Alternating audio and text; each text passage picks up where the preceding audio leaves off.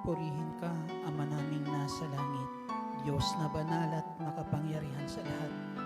Sa iyo ang lahat ng papuri, ngayon at magpakailanpaman. Through the years you made it clear that the time of Christ was near. To the people who could not see what Messiah ought to be, though your word contained the plan, they just could not understand. There was awesome what was done through the frailty of your Son.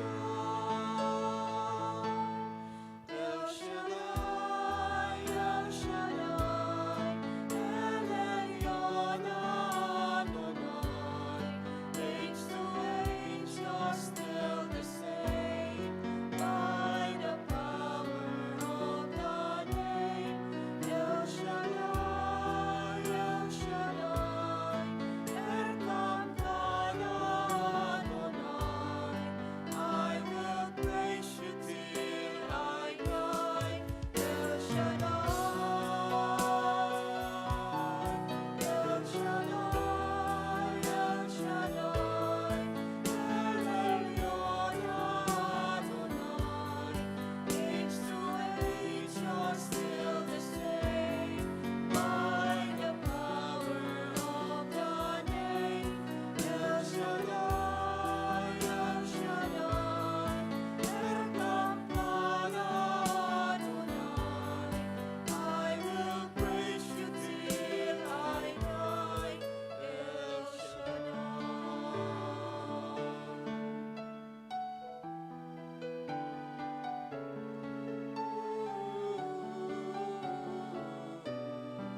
I will praise you till I die. El Shaddai.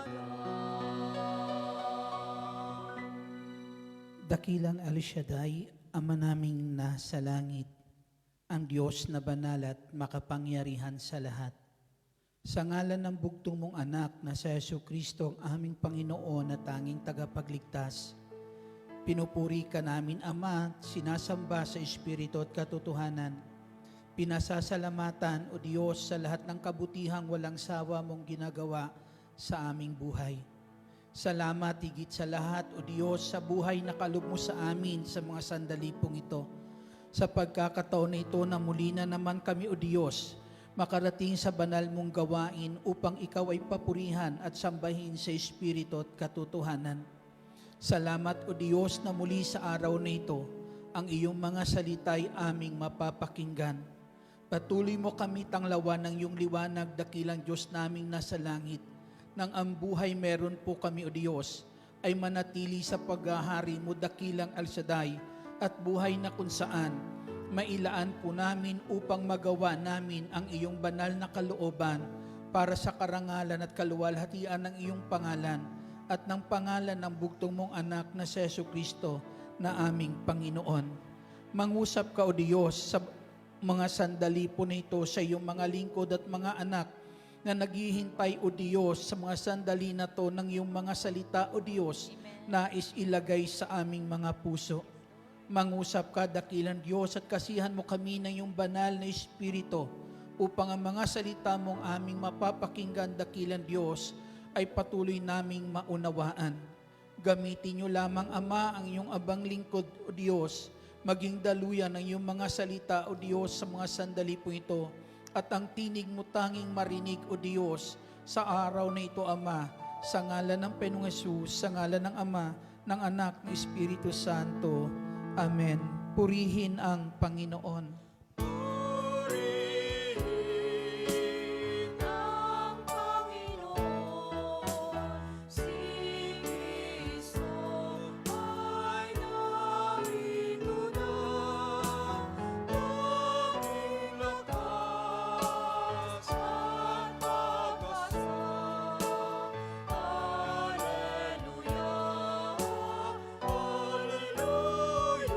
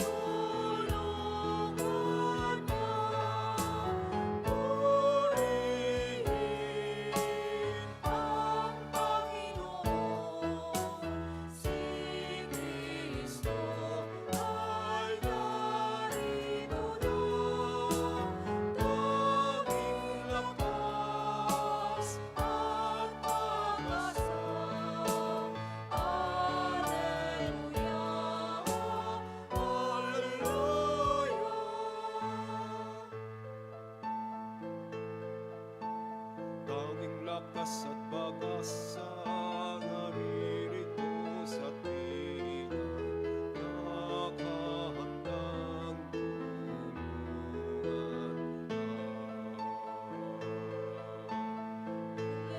Hallelujah, lagi na siyang kasama sa hirapan at ginhawa.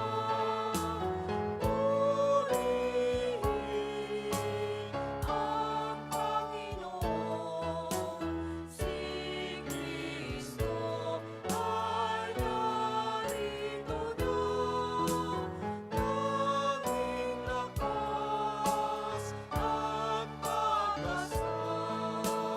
Hallelujah, hallelujah, hallelujah,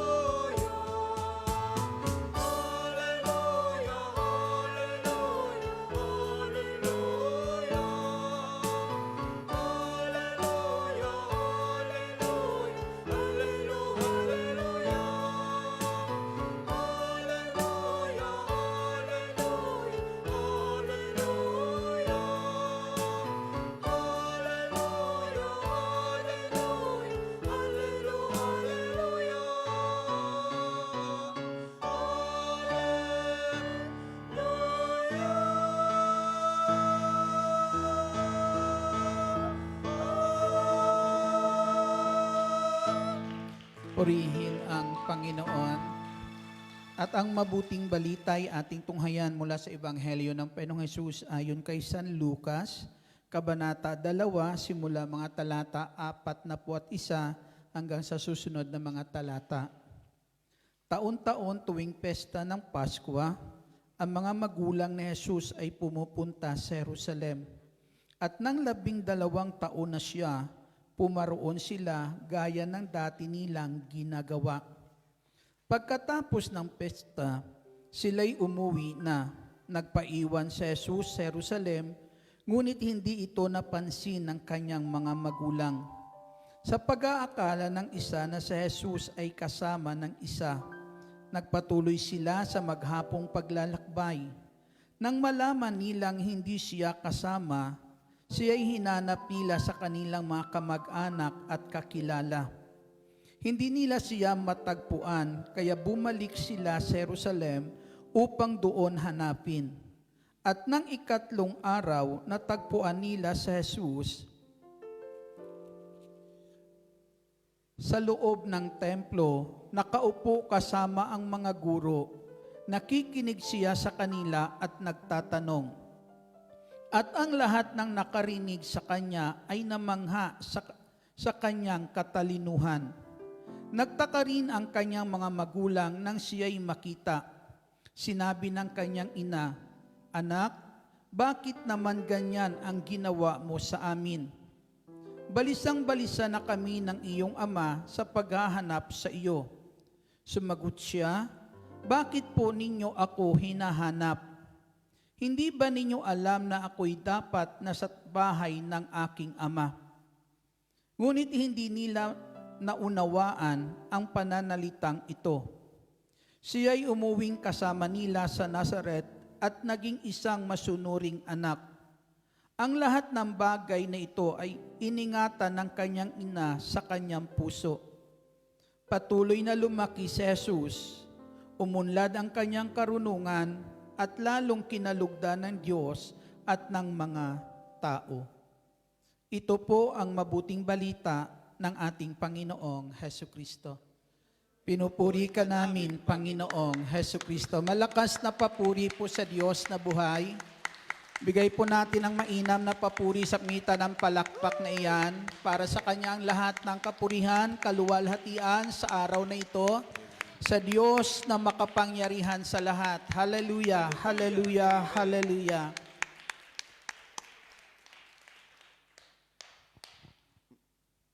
Handa na ba kayong makinig?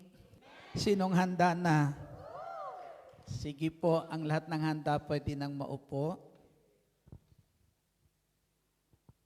Isang mapagpalat magandang hapon po sa inyong lahat. Salamat sa ating dakilang El Shaddai at muli na naman naririto tayo nagkakatipon na kung saan ang ating pagparito ngayon ay paglapit natin sa trono ng mahabaging Diyos. Amen? At bilang paglapit sa trono ng mahabaging Diyos, ang kanyang pangako, kung kayo'y hindi mag-aatubiling lumapit sa trono ng mahabaging Diyos, doon ay kakamtan nyo ang habag sa panahon na kailangan natin ito. Amen. Kaya lahat ng naririto ngayon ay mapalad. Amen. Bakit mapalad? Sapagkat lahat ng naririto ngayon, ano ang kahilingan mo, ipagkakaloob sa iyo ng ating Panginoong Hesus Kristo. Amen. Walang nabibigo na lumalapit sa trono ng mahabaging Diyos. Amen. Sapagkat ang sabi niya, ipagkakaloob niya sa atin ang ating kahilingan sa panahon na tayo'y lalapit sa Kanya. Amen. Minsan po may mga tinatawag na mana-mana, minsan salin-salin. Di po ba? Yan po na kung saan mga kapatid sa ating Panginoong Jesucristo, may mga kinagagawian tayo, minsan yung ating mga magulang noon, yung mga ninuno natin, may mga kinagagawian na kung saan ay yung mga kinagagawian nila ay pinamamana sa atin. Amen? Pinamamana sa mga susunod na henerasyon, isinasalin sa mga susunod na henerasyon, na kung saan po ay hindi naman masamang manahin. Amen? Tanggapin kung alam natin ay makabubuti. Amen? Dapat lang na ipagpatuloy kung alam natin ito ay makakabuti at lalo na kung alam natin ay mga gawaing makadiyos. Amen? Mga gawain na makapagbibigay ng tinatawag po nito kaluguran, kaluwalhatian para sa ating Amang nasa langit. Amen. Sa Ebanghelyo po natin, dito po ay ang ating Panginoong Jesucristo, may sinabi po siya na ako'y dapat sa tahanan ng aking Ama. Ako'y dapat na sa tahanan ng aking Ama na alam po natin, ang tinutukoy dyan ng Panginoong Jesucristo ay walang iba kundi yung kanyang amang nasa langit. Amen? At ang ating Panginoong Jesucristo ay anak ng Diyos. Amen? Bilang anak ng Diyos po, alam niya na kung saan ay meron siyang amang dapat niyang paglingkuran, pag-alaya ng kanyang panahon. Subalit matatanaw po natin dito, sa Jesucristong anak ng Diyos, na siyang Diyos na ang sabi, salita ng Diyos na nagkatawan tao, nung sandali po na yan, ang Diyos po na ito ay ipinagkatiwala ang kanyang buhay sa kamay ng tao. Diyos na ang kanyang buhay ay ipinagkatiwala sa kamay ng tao. At sino yung mga taong pinagkatiwalaan ng kanyang buhay? Yung kanyang mga magulang, si Maria at si Jose.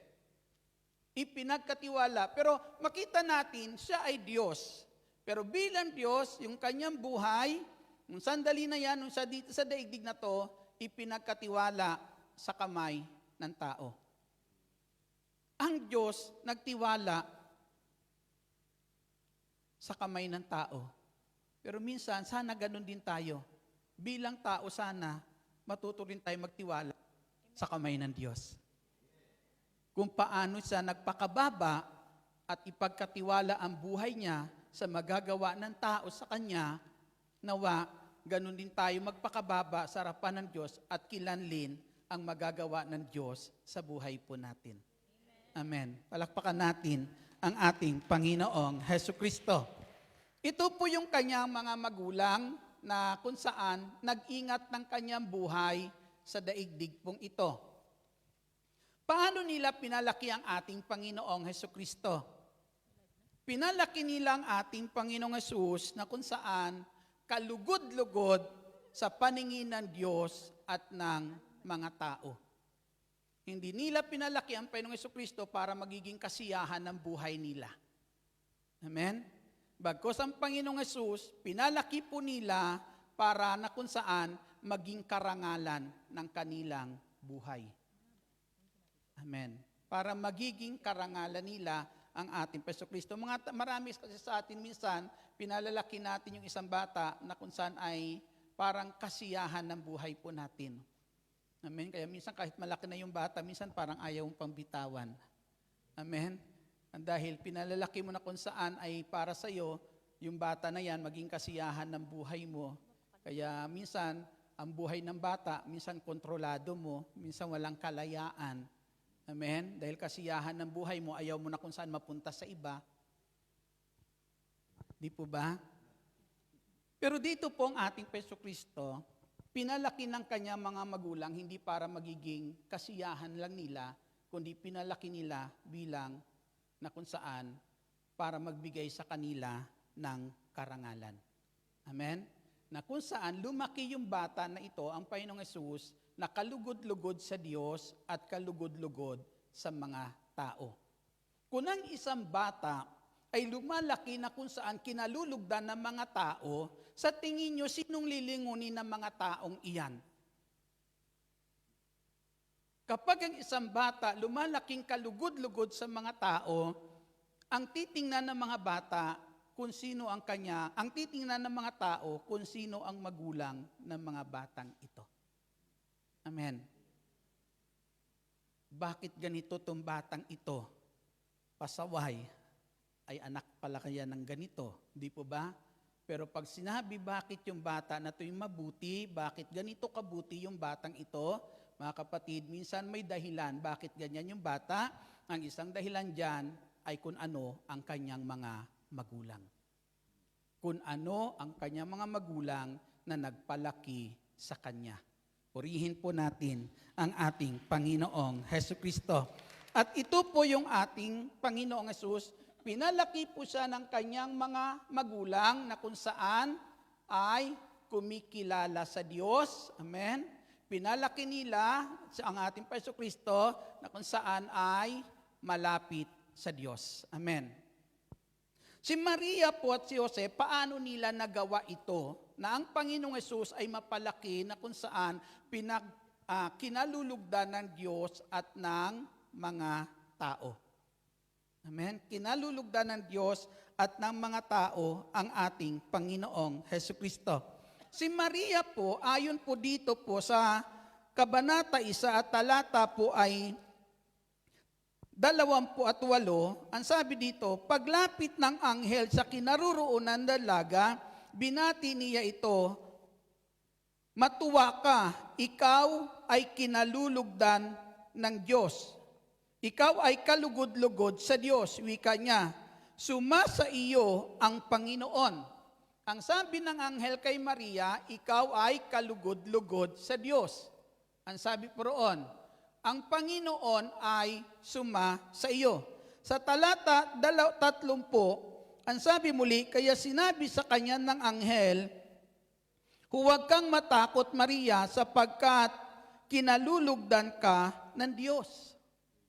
Kinalulugdan ka ng Diyos. Ito yung magulang, mayroon ang Panginoong Hesukristo.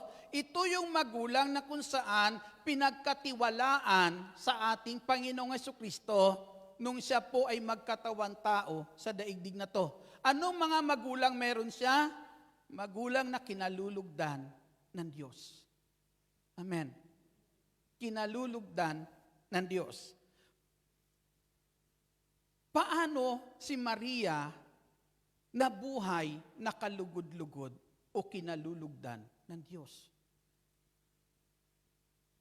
May sinabi po dito sa binasa natin yung salitang, ang sabi ay ang ganito,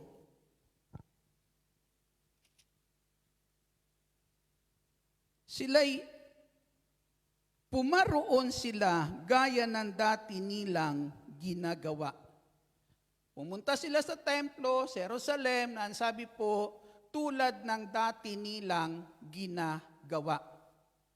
Pumupunta sa templo tulad ng dati nilang ginagawa. Kailan ito natutunan ni Maria? Nung magkapamilya siya?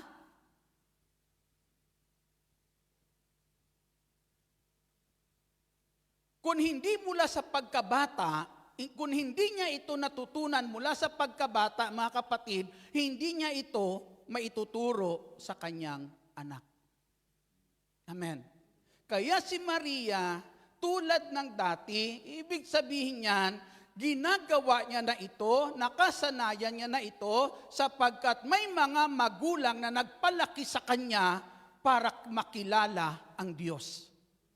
Amen? May mga magulang na nagpalaki sa kanya para si Maria makilala niya ang Diyos, at nung sandali po na yan, mga kapatid, ang buhay niya ay inilalapit sa ating Diyos. Amen? Kaya kung ano yung nakagawian ni Maria nung bata pa siya at natutunan niya sa kanyang mga magulang, yun ang kanyang in-apply doon, yun ang kanyang itinuro sa kanyang anak.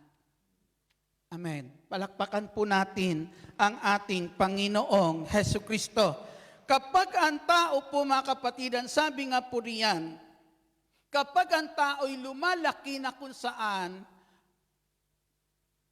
kinikilala ang Diyos sa kanyang buhay, ang tao pong ito bukas ang puso sa salita ng Diyos. Ang taong ito ay nalalaman o naniniwala kung ano ang magagawa ng Diyos sa kanyang buhay. Amen. At yan si Maria, mga kapatid, sa ating Panginoong Hesukristo. Lumaki po siya na kumikilala sa Diyos, tinuruan ng kanyang mga magulang na kumilala sa Diyos, at lumaki siya na bukas ang puso niya sa salita ng Diyos.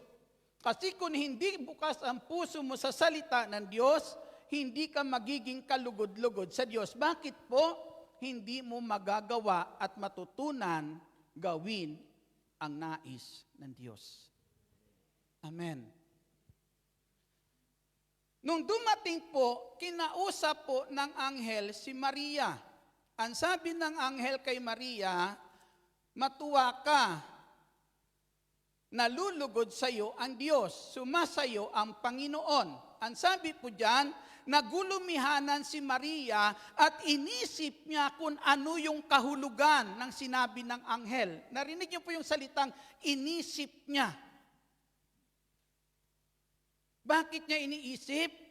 Iniisip niya kung ano ang nais iparating sa kanya ng Diyos.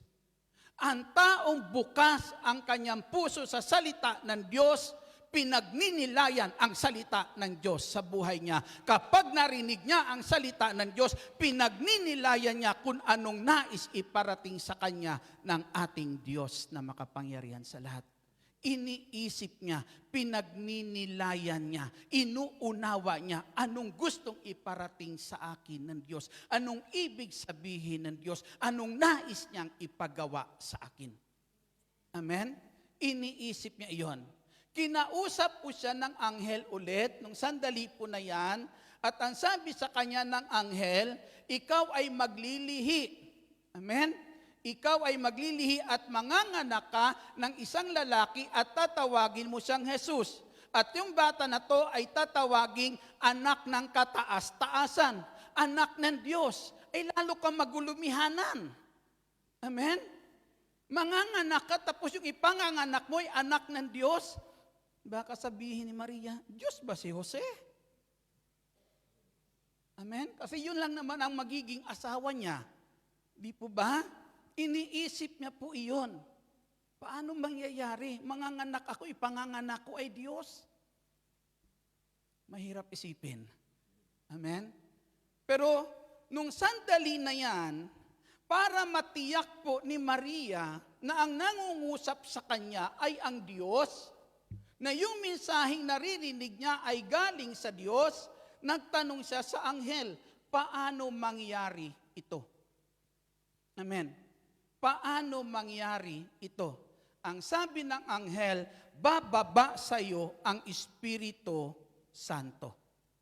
Bababa sa iyo ang Espiritu Santo, at sa talata po, mga kapatid, na talata po ay 47, ang sabi po riyan, may sinasabi po ang anghel na ang sabi ng anghel po ay walang hindi mapangyayari sa Diyos. Amen. Nung sabihin ng anghel, bababa sa iyo ang Espiritu Santo, doon natiyak ni Maria na ang mensahe ay galing sa Diyos. Amen. Galing sa Diyos.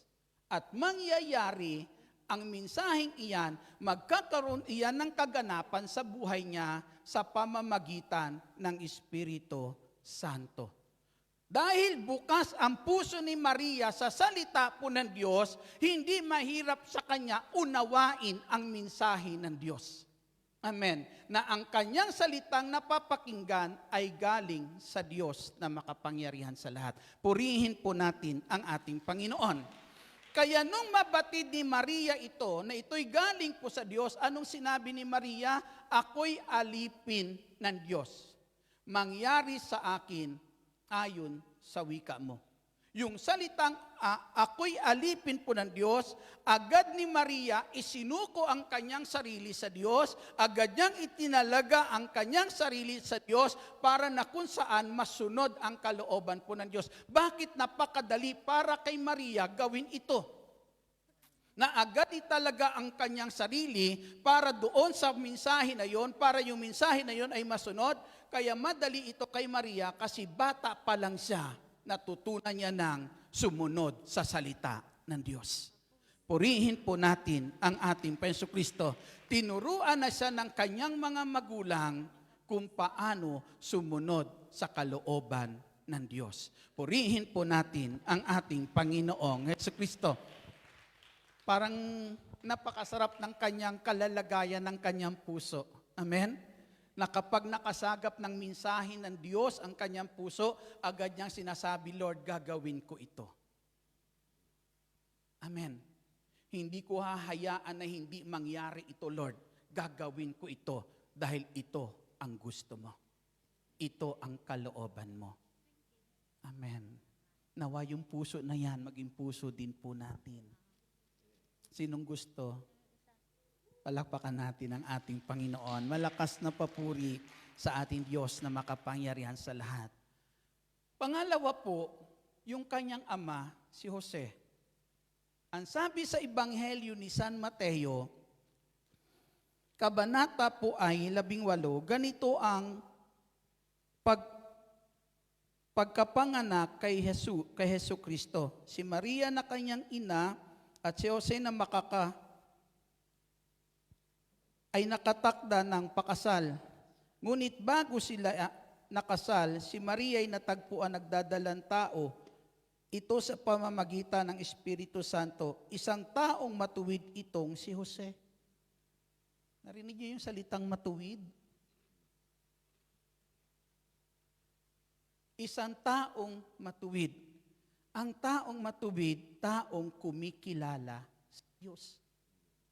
Amen.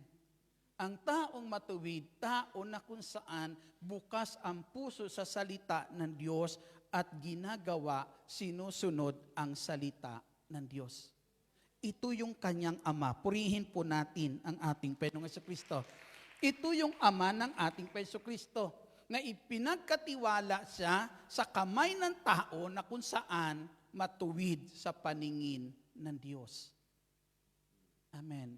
Yung pangalan ng ating Panginoong Jesucristo ay nakaukit sa puso mo. Amen. Bakit nakaukit sa puso mo? Ipinagkakatiwala sa iyo ng Diyos ang pangalang iyan. Bakit ipinagkakatiwala ng Diyos? Kasi kalugod-lugod ka sa Kanya. Isa kang matuwid na tao. Tingnan mo yung katabi mo. Papurihan natin ang ating Panginoong Hesus. Malakas na papuri para sa ating Panginoong Jesucristo. Matuwid na tao si Jose. Si Jose nung malaman niyang ang kanyang mapapangasawa, si Maria, ay nagdadalang tao, buntis na. Nag-iisip ngayon si Jose kung paano, kung anong kanyang gagawin. Iniisip niya iyon. Sa kakaisip nakatulog. Nung makatulog si Jose po, kinausap siya ng Diyos sa panaginip. Kinausap ng Diyos sa panaginip.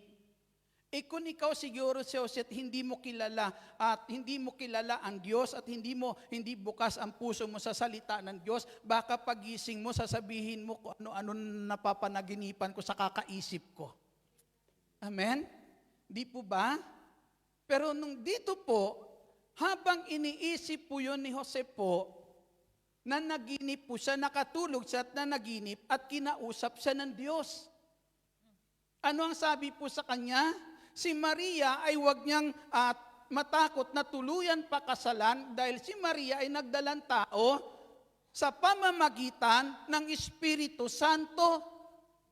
Pag pinag-usapan ng Espiritu Santo, ang pinag-uusapan dyan ay Diyos. Amen. Kilos po iyan ng Diyos. Gawa po iyan ng Diyos. Amen.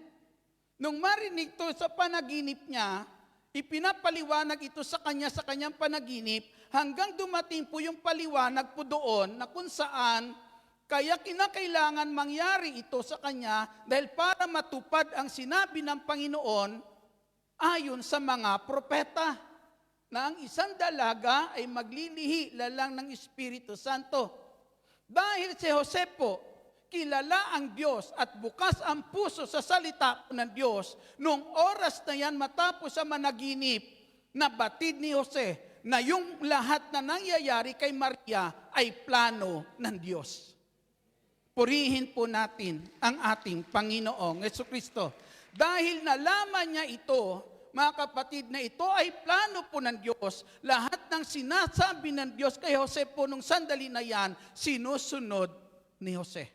Purihin po natin ang ating Panginoong Jesucristo. Malakas na papuri para sa ating Panginoon. Kaya si Jose po isang naging matuwid na tao sapagkat buhat pa lang sa kanyang pagkabata, tinuruan na rin siya ng kanyang mga magulang na kumilala sa Diyos. Amen. Tinuruan na rin siya ng kanyang mga magulang kung paano sumunod sa kalooban ng Diyos. Kaya kapag dumarating sa kanya ang mensahe na galing sa Diyos, alam niya kung ang isang mensahe ay galing sa Diyos o hindi. Amen. Palakpakan natin ang ating Panginoong Hesus. Malakas na papuri para sa ating Panginoong Kristo. Kaya dahil po sila nabubuhay na ang buhay nila inilapit sa Diyos, dahil sila nabubuhay na nung sandali na yan ay natutunan nilang kilanlin ang Diyos, ang Panginoong Jesucristo ay inilalapit nila sa ating Diyos na makapangyarihan sa lahat. Tinuruan nila kung paano lumapit, tinuruan nila kung paano pumunta sa tahanan ng Diyos. Inilalapit nila sa mita na kung saan ang Panginoong Hesus dinadala nila sa tahanan ng ating Diyos, tinuturuan kung paano makinig ng salita ng Diyos. Kaya nung ang Panginoong Hesus 12 years old na, nabatid ng ating Panginoong Jesucristo na maliban kay Jose at kay Maria, meron pa siyang ama. Amen. At sino itong ama na to?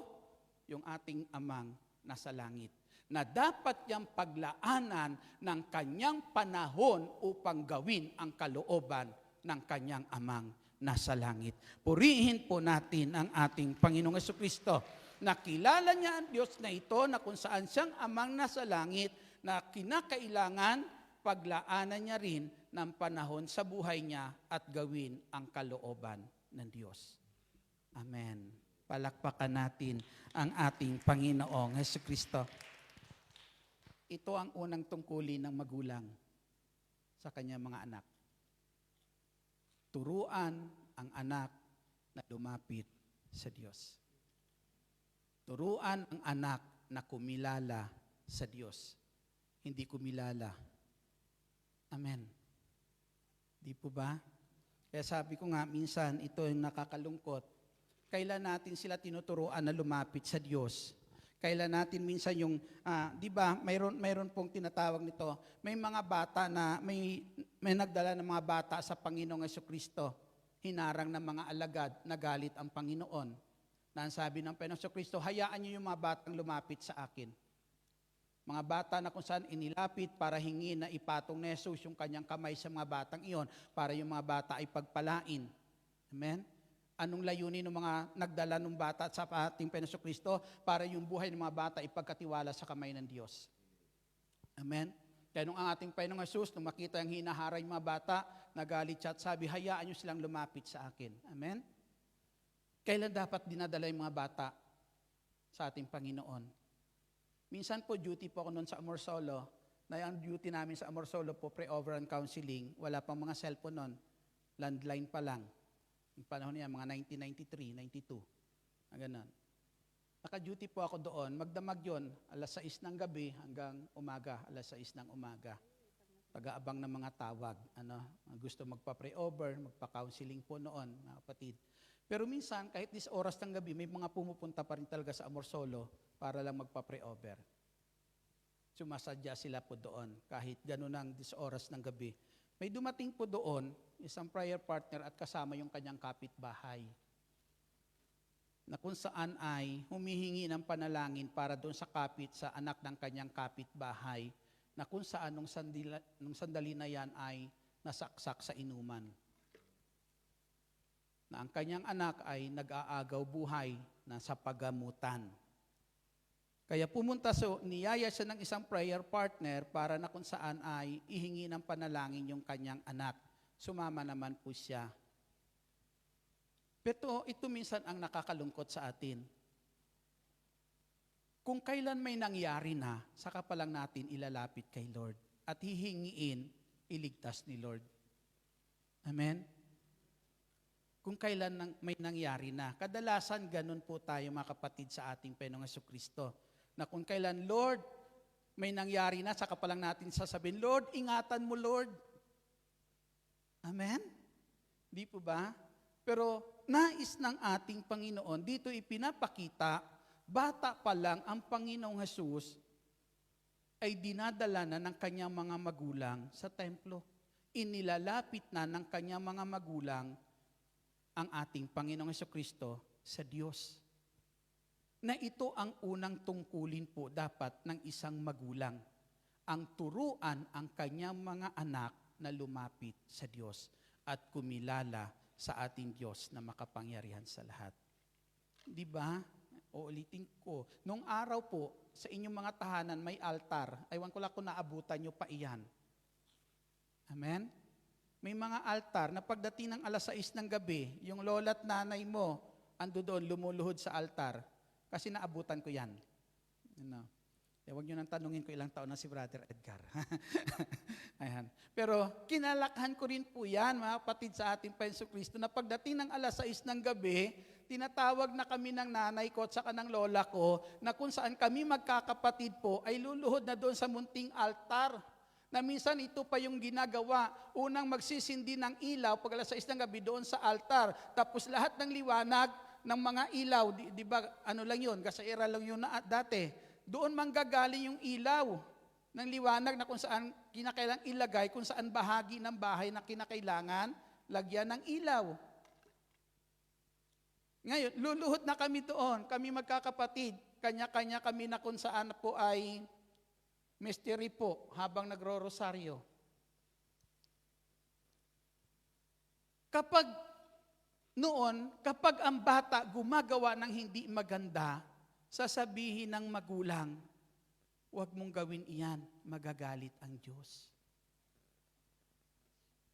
May salita pa tayong Papa Jesus Di po ba sa mga bata?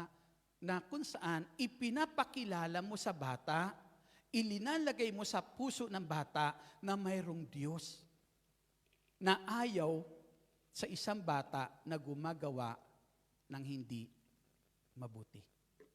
Kaya yung bata, lumalaki na kung saan kumikilala sa Diyos at yung bata natatakot gumawa ng masama dahil may Diyos na kinikilalang ayaw na gumawa siya ng hindi mabuti. Amen? Kaya yung bata sumusunod sa magulang dahil takot sa Diyos. Amen. Kapag hindi sumusunod sa magulang, sasabihin ng magulang na nanay, anak, huwag kang ganyan. Diba? Magagalit ang Diyos kapag hindi ka sumusunod sa magulang mo. Kaya yung bata sumusunod dahil kinikilala ang Diyos. Ngayon, ang Diyos pa rin ba ang sinasabi sa bata kapag ang bata ayaw sumunod? Sinasabihan pa rin ba yung bata, anak, magagalit ang Diyos kapag hindi ka sumusunod sa amin? Yun pa rin ba sinasabi ng magulang? Diba? Kapag hindi ka sumunod, kapag matigas ang ulo mo, hindi kita ibibili ng ganito. Hindi kita isasama sa McDo. Di po ba? Hindi na si Lord. Hindi na ang Diyos ang inilalagay sa puso kung ano-ano nang inilalagay sa puso ng bata. Kaya kapag dumating ang punto na ang bata, lahat ng sinasabi mo sa kanya na kung saan maibibigay mo, pagdating ng panahon na kaya niya ng yung mga bagay na yan na makuha sa sarili niya, lalong timitigas ang ulo, lalong hindi mo na napapasunod. Amen? Dahil hindi naaasa para makamtan niya yung mga bagay na iyan.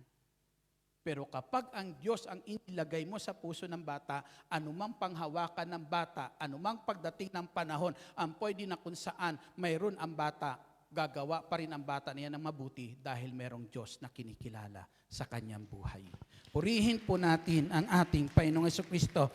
At ito ang nais ng ating Panginoon. Dapat dinadala natin sila sa ating Diyos. Inilalapit natin sila sa ating Jesucristo. Kaya mga kapatid sa ating Panginoon, sa inyong mga mahal sa buhay. Amen? Huwag lang po yung isi-send nyo po sa kanila, remittance. Ha? Tuwing umaga, napakasimple lang. Magbukas ka lang ng Biblia. Amen. Anumang verse dyan na pumukaw sa puso mo, dyan sa Biblia, ipadala mo sa kanila. Yan ang mensahe na nais ng Diyos matanim sa puso po nila. Yan ang salita ng Diyos na nais ng Diyos magiging tanglaw sa kanila sa araw na iyan. Purihin po natin ang ating Jesucristo. Malakas na papuri para sa ating Panginoon. Kaya ang ating Panginoong Jesucristo nung sandali na yan, ang sabi ng ating Jesucristo, hindi ba dapat ako ay nasa tahanan ng aking Ama? Taas nga dito ang kamay ng mga anak ng Diyos. Ayan. Kung tayo mga anak ng Diyos, dapat tulad ng ating Panginoong Jesucristo, ang buhay meron po tayo ay dapat saan natin dinadala? Sa tahanan ng Diyos.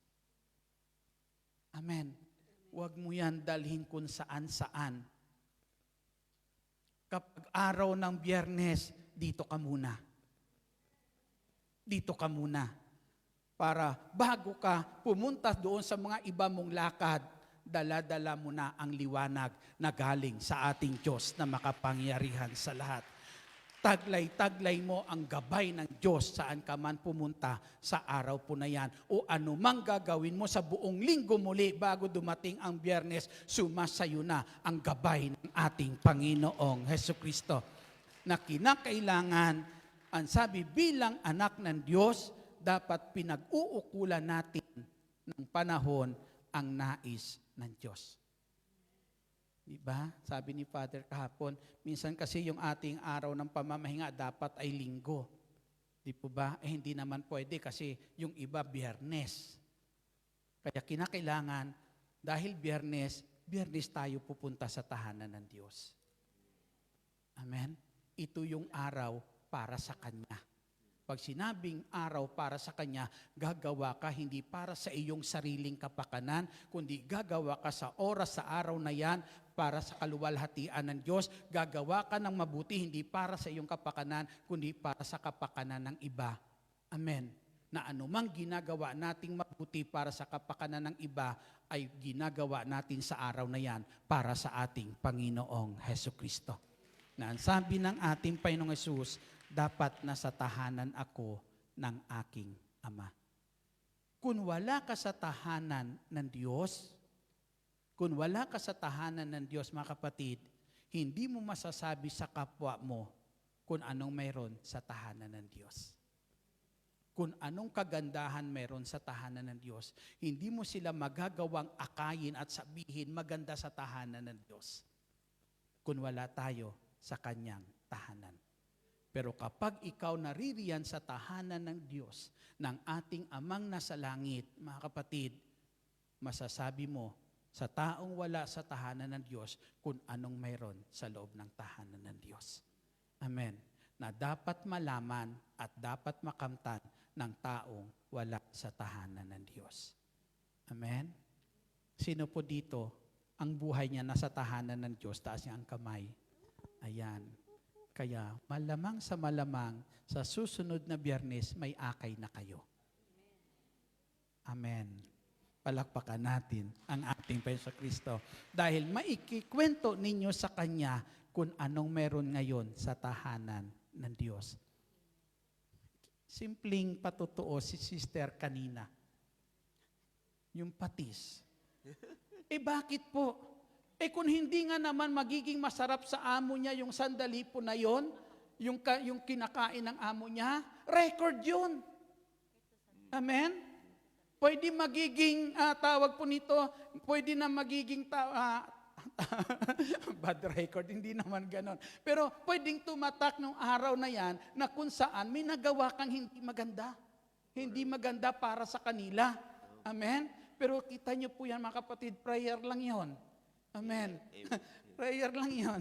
Dumalo yung patis. Palakpakan po natin ang ating Panginoon Kristo.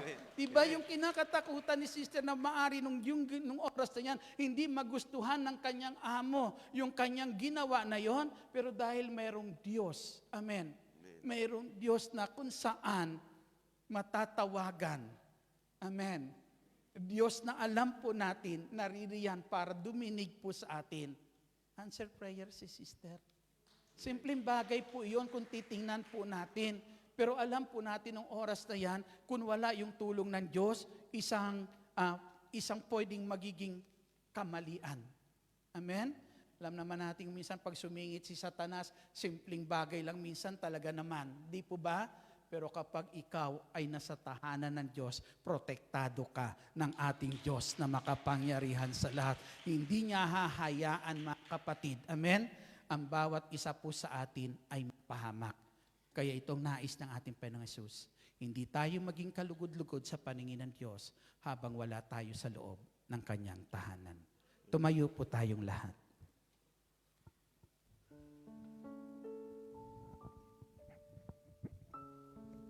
Nung sabihin ng Panginoong Hesus, hindi ba dapat ako nasa tahanan ng aking Ama? Parang sinasabi niyo sa kanya mga magulang, ang buhay ko ay para sa Diyos. Amen? Sabihin niyo, Panginoong Hesukristo, Panginoong Hesukristo, ang buhay ko ang buhay ko ay para sa iyo. ay para sa iyo. Yuko po natin ang ating ulo, pikit natin ang ating mga mata. Ilapit niyo po ang buhay na yan sa ating Panginoong Hesukristo.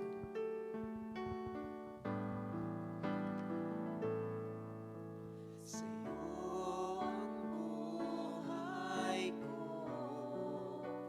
ito ay alay ko sa'yo. Ano man ang nais mo, O Diyos, ikaw ang siyang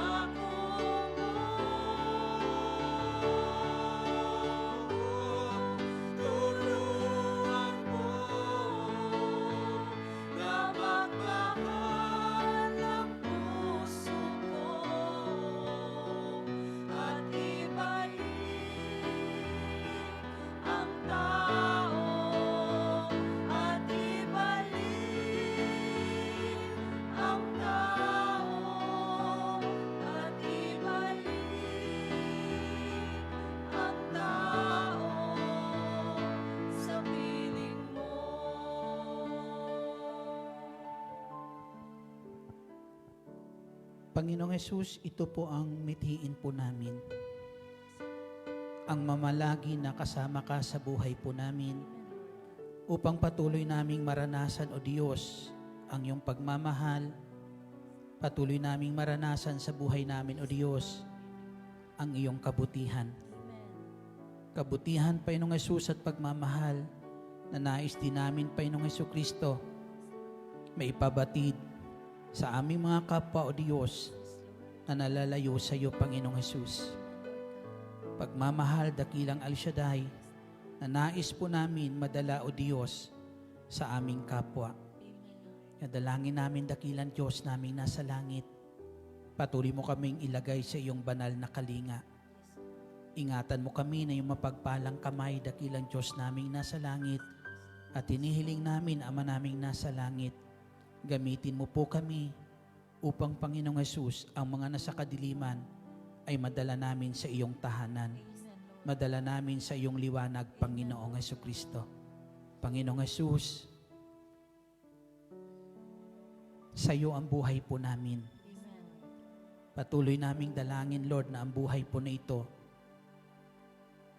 ay patuloy mong punuin, O Diyos, ng iyong pag-ibig. Punuin mo ang buhay namin, Panginoong Jesucristo, ng kabutihang mayroon ka, Panginoong Yesus.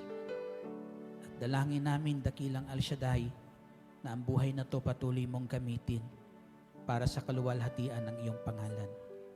Pagpalain mo, dakilang Diyos, ang buhay ng aking mga kapatid. Pagpalain mo ang kanilang mga kamay. Na sa lahat ng kanilang gagawin, dakilang Diyos naming nasa langit, maramdaman ang pag-ibig mo, Panginoong Jesucristo. Sa bawat gagawin ng mga kamay na yan, dakilang Diyos, mahayag ang iyong kabutihan, Panginoong Jesucristo, na ang bawat taong ito, Diyos, na makaranas ng makabutihang ito, Diyos, ay magkaroon ng liwanag na nanggagaling po sa iyo. Amen. At madala namin sa iyong tahanan, Panginoong Jesucristo. Amen, Lord. Ilagay mo sa mga kamay na yan, Panginoong Jesus, ang mabubuting bagay na kanilang kailangan araw-araw. Ang mabubuting bagay, O Diyos, na maibabahagi nila sa kanilang mga mahal sa buhay, dakilang El Shaddai. At dalangin ko, Ama, anumang gagawin nila, ipagkaloob mo ang tagumpay. Amen. Thank Salamat, you, Lord. dakilang Diyos. Maghari ka sa buhay po namin. At tulad na yung pangako, huwag mo kaming iwan. Huwag mo kaming pababayaan. Amen. Sa iyo, Diyos, ang lahat ng kapurihan, kaluwalhatian, sa lahat ng kabutihang ginagawa mo sa amin at patuloy gagawin sa ngalan ng Panginoong Yesus. Taas natin ang mga bagay na nais natin taas sa ating Panginoong Jesucristo. Dakilang Ama naming nasa langit, Diyos na makapangyarihan sa lahat, dalangin po namin ang iyong mga salita ay patuloy mo, Diyos, ilagay sa puso po namin. Nang mabatid namin ang iyong kalooban at maitalaga namin ang aming sarili sa iyong kalooban, O Diyos, at magawa namin ang lahat ng nais mo. Pagpalain mo ang lahat ng kanilang itinataas na kahilingan, dakilang El Shaddai, kung paano mo ibinigay sa amin ang bugtong mong anak na sa Jesucristo.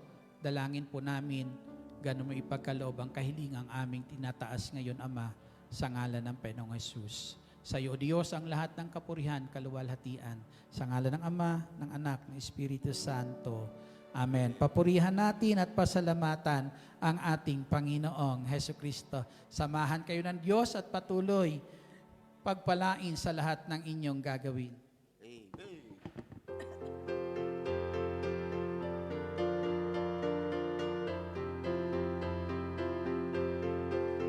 Salamat sa Diyos na tapat, salamat sa Kanyang linga, salamat ibinigay niya si Jesu Cristo. Salamat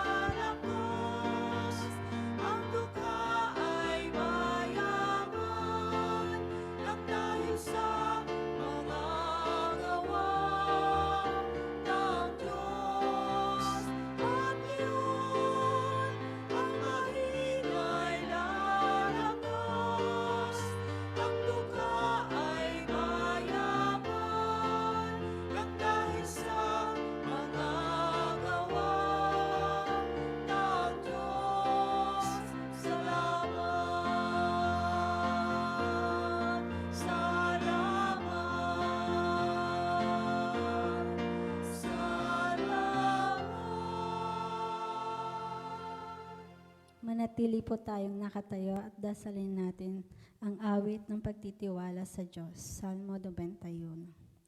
Siyang naghahangad ng pagkopkop ng kataas-taasan at nananatili sa kalingan niyong makapangyarihan.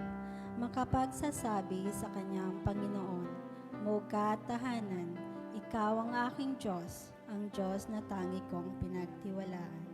Ika'y ililigtas niya sa panganib sa umang nabitag, at kahit anumang mabigat na salot, di ka magdaranas. Lulukubin niya sa lilim ng kanyang malabay na pakpak. Sa kalinga niya ay natitiyak mo na ikaw ay ligtas. Iingatan niya at ipagsasanggalang pagkat siya ay tapat.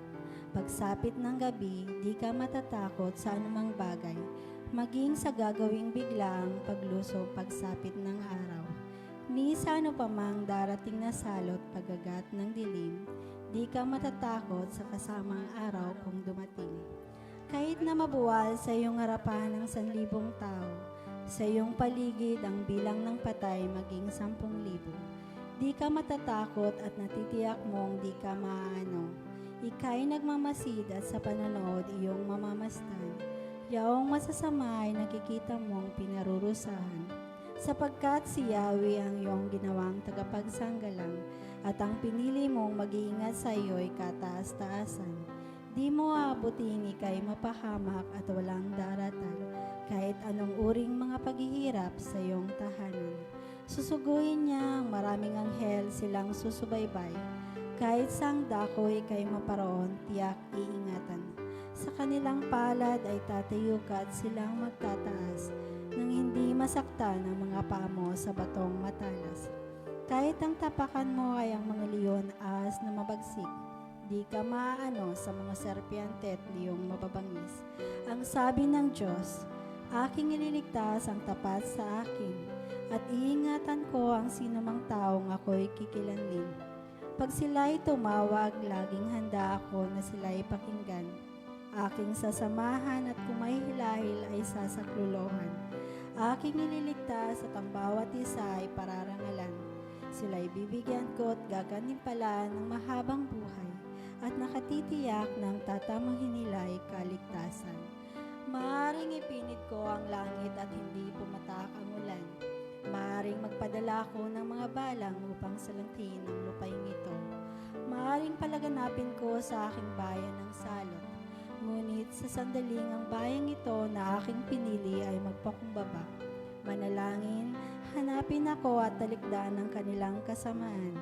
Diringgin ko sila, patatawarin ko sila, at ibabalik ko sa kanilang lupain ang katiwasayan at kasaganahan. Ito ang mga salita ng Diyos. Salamat sa Diyos. Sa ngalan ng Ama, ng Anak, ng Espiritu Santo. Amen. God bless us all. See you all on Friday. God bless us all. See you tomorrow sa Saikong Sacred Heart Church.